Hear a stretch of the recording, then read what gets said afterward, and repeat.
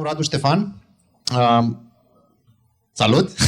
De la Microsoft ca și Technical Evangelist. Asta este poziția oficială.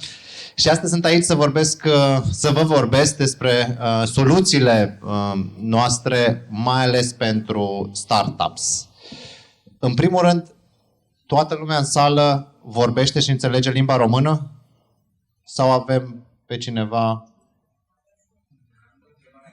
engleză? Deci, dat faptul că avem și audiență de altă parte, o să vorbesc în engleză și dacă e ceva, mă întrebați și în română și în engleză, nu contează. Văd că mai avem oameni care nu sunt chiar așa de familiari cu limba română. So, let's switch to English. So it's about Microsoft Cloud Services and tools tailor-made for startups. Looking in the audience, just a show of hands, how many developers do we have here? Okay, this is developers, and how many entrepreneurs? Okay, so obviously by vote of majority, I will try to focus my speech on the developers, while some of you may be developers and entrepreneurs at the same time. So, as mentioned, I'm here to talk about Microsoft. So first of all, let me give you a glimpse of what Microsoft is looking at. You may have heard from the press, read from the press, that Microsoft is changing, is transforming. We have a new vision, which is empower every person and every organization to achieve more. Basically, what we want to do, we want to empower you, entrepreneurs, developers, everyone, consumers, to achieve more. How are we going to do this? It's by creating more personal computing. It's one of the pillars. The second one is business productivity and business processes. And last but not least, it's the intelligent cloud. These are the three pillars. Now, this sounds very in a corporate way. So let me put some subtitles to this. Create more personal computing. It's about the computers you use as a consumer, as an information worker, as a developer. It's about all devices. It's about PCs, tablets, phones, consoles, you name it. This is everything in the area of more personal computing. And in the end, it's the Windows client. The productivity, where we see productivity, is mostly in the area of what we call Office 365. What I'm not going to cover here today, just mentioning it here. It's about email, SharePoint, communication, collaboration, Skype for Business, and so on. And last but not least is built-in the intelligent cloud. Here, it's everything what we call under Azure. And I will talk a bit about Azure, what this is. This is our cloud solution. So that much about Microsoft. And the question is, since I'm here, why Microsoft? Why Microsoft for developers? Why Microsoft for entrepreneurs? Any idea what the answer might be? Why Microsoft? I would say because Windows. Because Windows, and not only because Windows, but this is the most important. And when I say Windows, I say Windows 10. This is where we are at. You have heard we launched it back in July. And meanwhile, we have already the first update delivered in November for Windows 10. But Windows 10 is a journey, and we are now at the point where Windows 10 is capable of running on every device, any device. Devices like tablets, devices like phones, like PCs, like laptops, devices with big screens, like consoles, like Surface Hub, and devices with no screens, like Raspberry Pi, like any other IoT devices. So how did we get here? Let me walk you through a brief evolution of Windows 10, and I will not start with Windows 1.0 because we wouldn't have the time. I just start as we were looking at Xbox 360 and our first new mobile phone, the Windows Phone 7.5, where we were on different code branches to develop these operating systems. In Windows 8, for the first time, we converged the app model, and we had the same OS kernel. And we had kind of a similar platform. However, it was just the kernel that it was the same. And the idea was to converge to have the same operating systems. This is what we dreamt of. So we moved on from the Windows Phone 8 and Windows 8, which probably was a controversial operating system, not as controversial as Vista. But we reached the point of Windows 8.1 and Windows Phone 8.1, where we really aligned the app model, we aligned the APIs, we had kind of, when we reused code, we had a 90% match between the code running on Windows 8.1 and the code running on Windows Phone 8.1. But we weren't satisfied with this one. And then we wanted to have also the console, and all that moved into Windows 10. In addition to this, we were still not satisfied. We wanted to have also Windows on devices. On devices meaning on IoT devices. Everything should be a single operating system.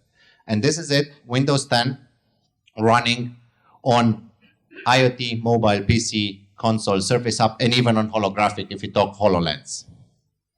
How do we do this? With the Universal Windows platform, which enables, through a single code, to use APIs for adaptive user interface, natural user input, the SDKs which are available across devices, a single store. This is very important to have one single store for all applications, and the full support for existing code. Where are we at now with Windows 10? We run, and these are numbers from last month. Meanwhile, it should be more. Currently, worldwide, 110 million installed Windows 10 devices. 12 million out of that are in business.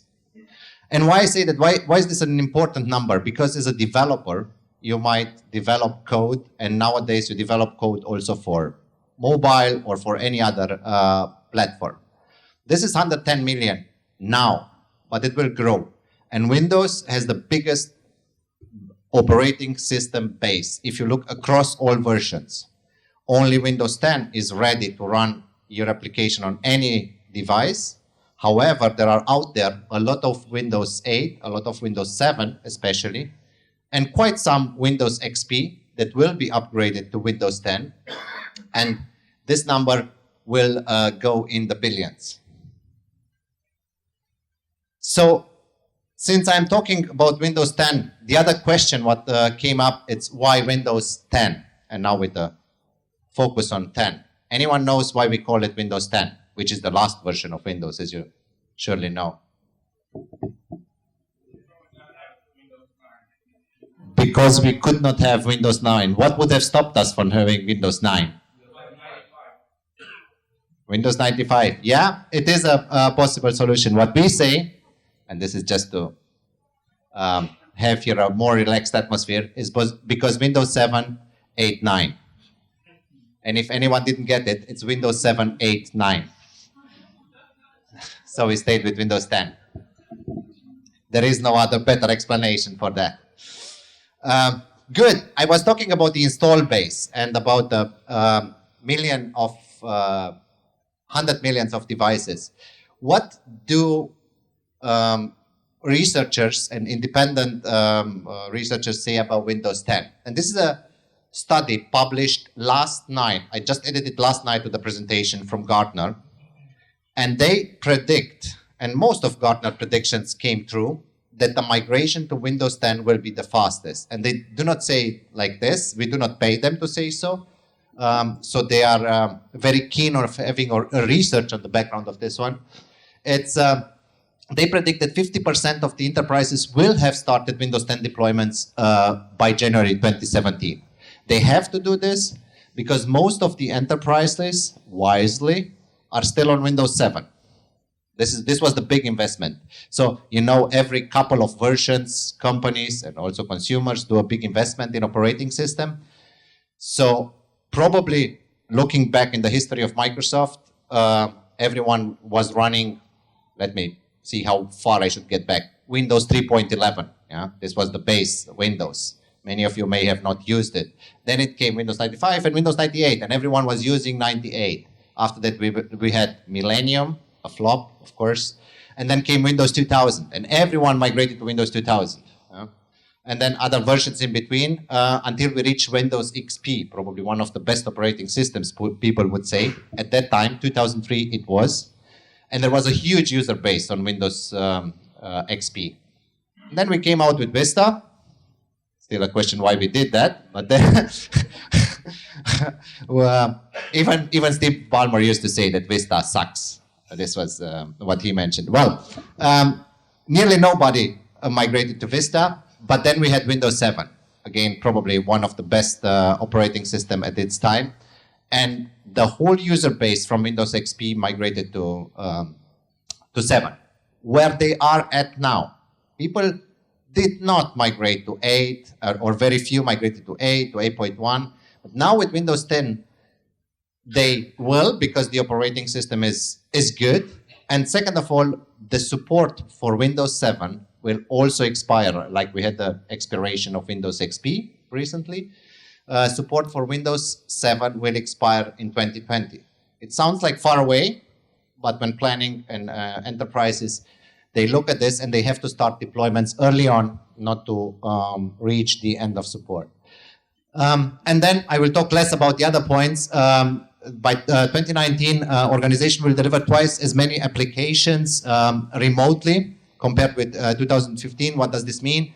That applications will not anymore require that you download the setup package and you run the setup or other MSI deployments. So basically, remotely means via a store. We have the Windows Store. We have Windows Store for Business, where businesses can configure their own applications and so on. And this will be twice as many. Touchscreens will be shipped 1/3 of all notebooks. It's clear. Unfortunately, I do have here a macOS, what I'm presenting from, with no touchscreen. But this will be the future, the touchscreens all over. And the 30% of enterprises will spend more money on display screens than on PC. So we expect that everything will be on display screens. You will have no light switch itself. It will be a display screen. You will not have switches to control the AC. It will be a display screen, which in fact in the background has an IoT device like a Raspberry Pi, which will control the whole AC or lighting or sound system or whatever. So there will be a lot of displays. These are Gartner's prediction, what we are looking at in the future. This is your opportunity as a developer, of course, with Microsoft, with Windows 10. What do we say that we want to achieve in the next couple of years to 3 years? It's 1 billion PCs and devices running on Windows 10. This is what we do. How do we do this? This 1.5 Windows PCs and devices are available worldwide currently. 500 million PCs are eligible for upgrade. They need an upgrade. And then there are another additionally 600 million PCs that are older than 4 years. So people will replace them. So all that will run in future on Windows 10. And these are, for you as developers, I said I will talk more to developers, these are your potential customers in future.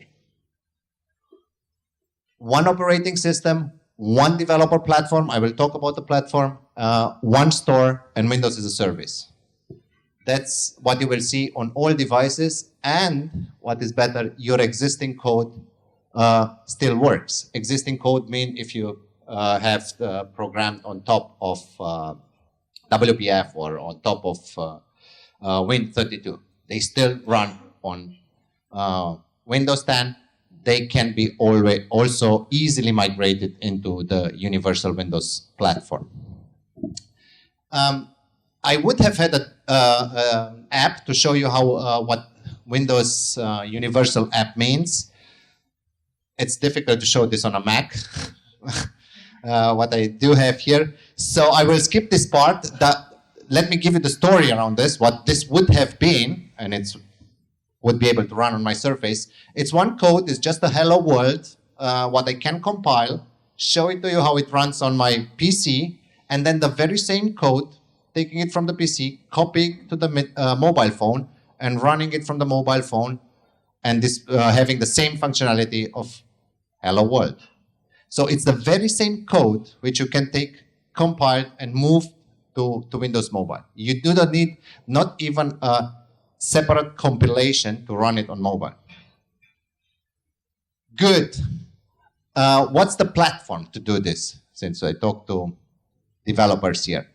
It's for every app and for every developer, there is on any platform, and when I say any platform, I mean any platform like Linux, macOS, iOS, Android, whatever, any platform, it's Visual Studio.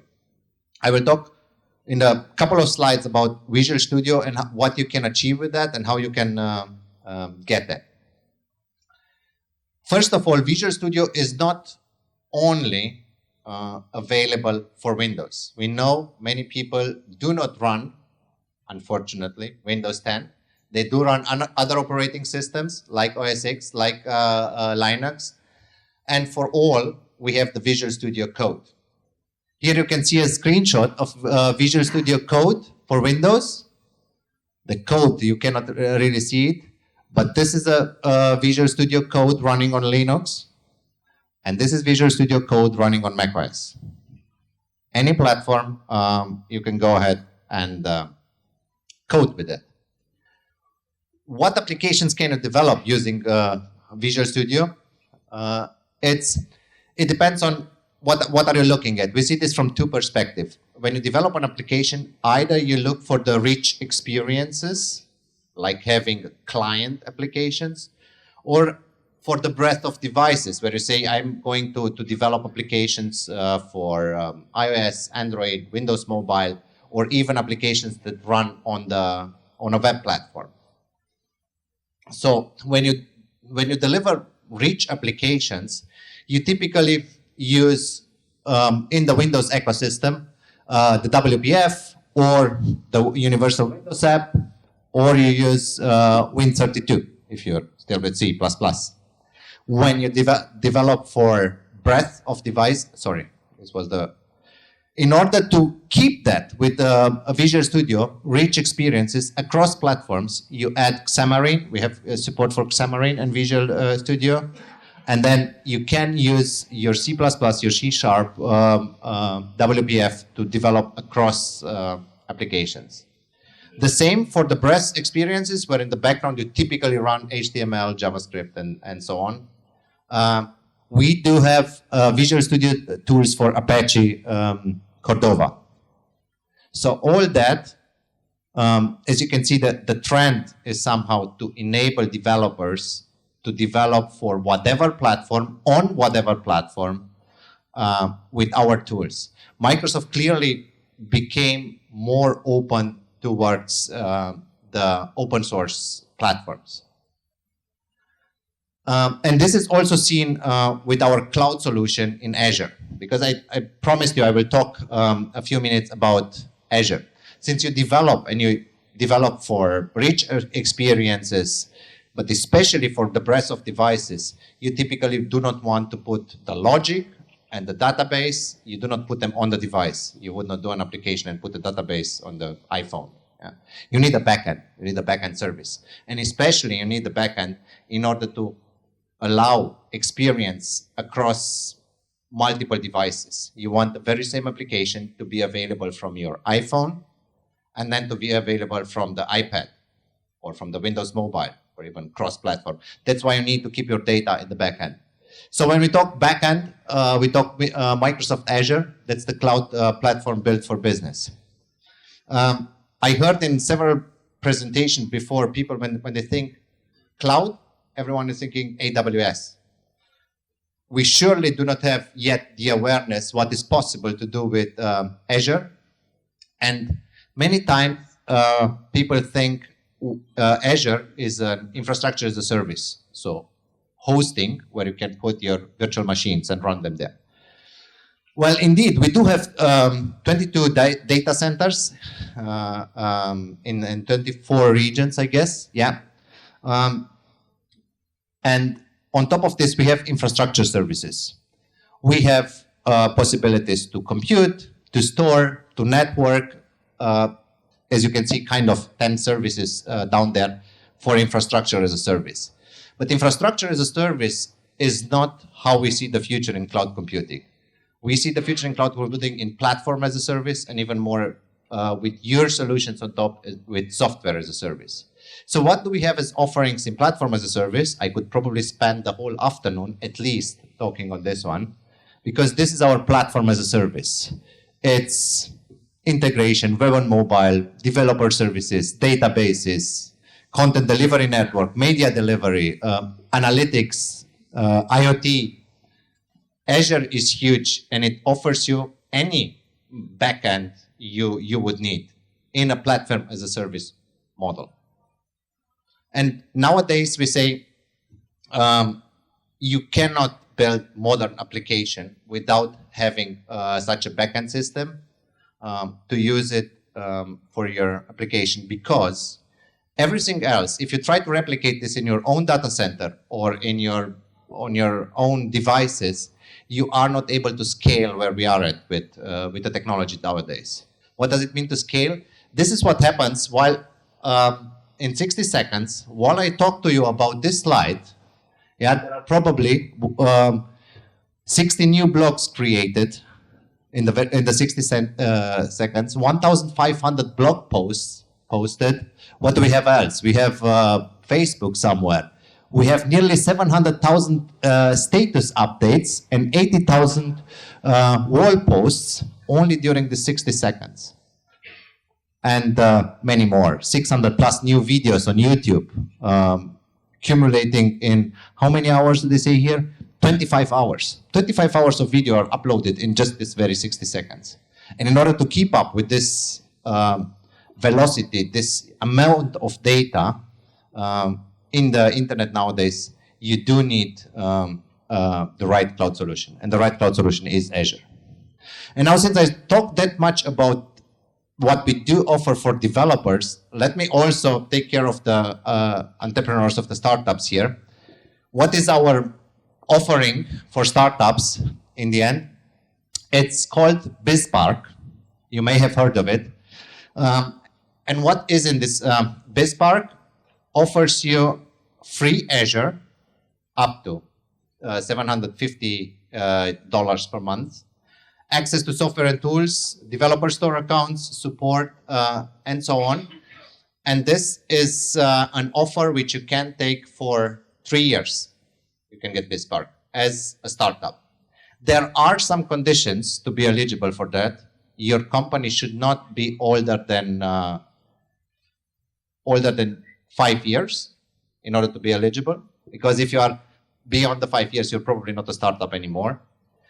You should not make more than $1 million in revenue. Probably when you are at that point, when you do $1 million in revenue per year, you do not need a free offering anymore, or it would not suit you anymore. And then, of course, especially because we do have also some negative publicity, but overall, globally, we are very careful how we work with public entities. Your company should be completely 100% privately held. There should be no public institution involved in the financials of your company. These are the 3 conditions. You need to be eligible for BizSpark, and there is an easy application process. BizSpark, Microsoft.com/BizSpark, fill in an application form, and that's pretty much it. The very last point where it says scale with Microsoft Azure, this is the same offering, but for 120K. This is for companies that really need a big chunk of Azure. 120K per year means 10K, $10,000 per month, what you can use Azure for. This offering is a lot bigger. However, it's limited to 1 year. It's not 3 years only. The details we can discuss later. This is basically the same thing written once again, how it works for 5 developers, in total of $750 per month. The BizSpark is limited in services. BizSpark Plus, as we call it, the offering for 120K, can do a bit more, can enable you for machine learning, for media services, hub notification, and streaming analysis. This is everything what we cover in the BizSpark Plus.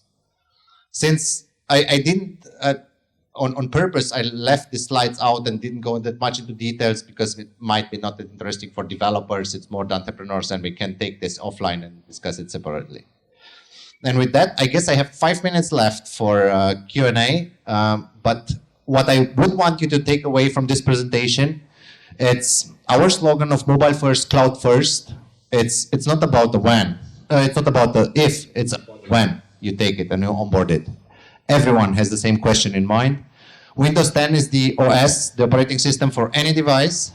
Visual Studio is the platform for every app you want to develop, for every developer of you, and for any platform.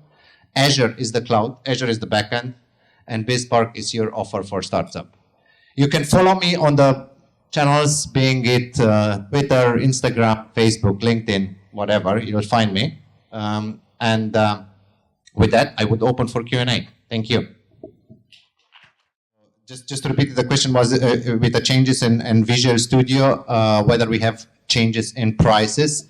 I know that we do have some changes now in Visual Studio 2015. I would not know them by heart, what the price changes are. So we need to take this offline. Better to say, to give you our contact in Microsoft is commercializing the Visual Studio, and she would be very accurate on her response. There is, for sure, there is a price change. I would not even, I would not be able to tell if it's up or down. I guess the Visual Studio Enterprise version is up. It's definitely up because it enables much more. But there are other versions like the Professional, and I'm not sure if this is up or down, or if how does this match with earlier versions. And then there is Visual Studio for Communities and Visual Studio Code, which enables you for free to do whatever. And in BizSpark, you have it for free, Visual Studio. So if I got it correctly, so the question was from a company which already graduated the BizSpark after 3 years, if there are other programs. Well, I am not aware of any programs other than that. But since you were in BizSpark, you may know the tricks or the alternatives. You may still use some free subscription, some trial subscription. But much more than 3 years, it's very difficult to support this because you have to set the boundaries somewhere. If there will be Windows 11, as we would state now, no, there will be no Windows 11. We will stay with Windows 10, which is the last version of Windows. However, there will be regular updates on different branches, if you read about it. So on the consumer branch, you will probably not be able to influence the updates. You just need to take them as they come.